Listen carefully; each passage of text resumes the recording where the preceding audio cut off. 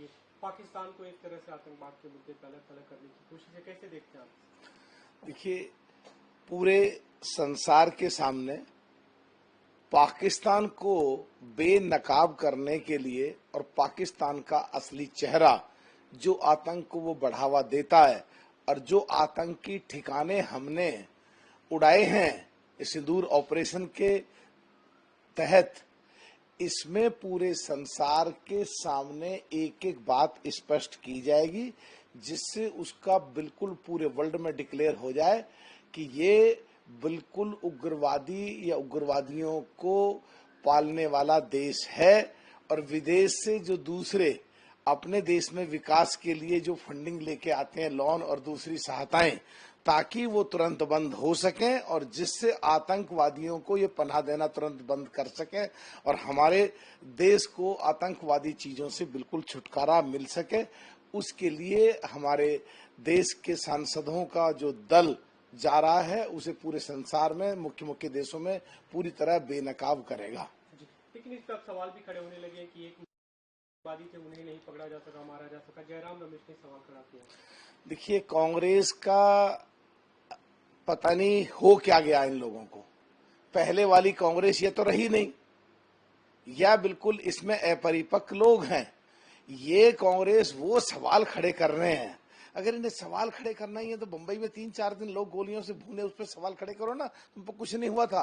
और अब हमने इस हमले के बाद जो 22 अप्रैल को हुआ, अंदर घुस करके पाकिस्तान के अंदर जाके मारा, तो ये सवाल क्यों खड़े कर रहे हैं? क्या ये जो सवाल पूछ रहे हैं वो पाकिस्तान वही सवाल पूछना चाहता है? क्या उन सवालों के पूछने पे ये पाकिस्तान में ज्यादा पॉपुलर होना चाहते हैं? तो क्या जयराम रमेश यहाँ तो कभी एक चुनाव भी लड़ नहीं सका, लोकसभा जीत नहीं सका, तो क्या इनको पाकिस्तान में जाके पॉपुलर होके चुनाव लड़ना है? कि कांग्रेसियों को हो क्या गया समझ नहीं आ रहा। अगर ये ऐसे ही रहे ना, तो अगले चुनाव में जनता इनकी इससे भी बुरी हालत कर देगी जो अब है। महाराष्ट्र की कांग्रेस के एक नेता विजय वडेट्टीवार, इनका एक और 15 भारत ने लाखों रुपए के वो मिसाइल चला दिए। एक तरह से एक चाइनीज टेक्निक थी कि जिस तरह से भारत को एक तरफ परेशान किया जाए। उनका ये भी कहना है कि अभी तक 3-4 राफेल को मारे जाने की भी खबर है। भारत को इस पे भी जवाब देना चाहिए। तरस आता है ऐसे लोगों के प्रश्न पूछने पे।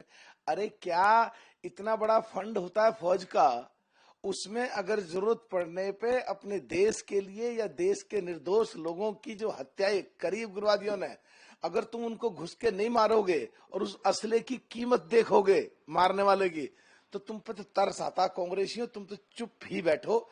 बिल्कुल ऐसी भाषा बोलते हो जैसा लगता है जैसे कोई पाकिस्तानी भाषा बोल रहे हो।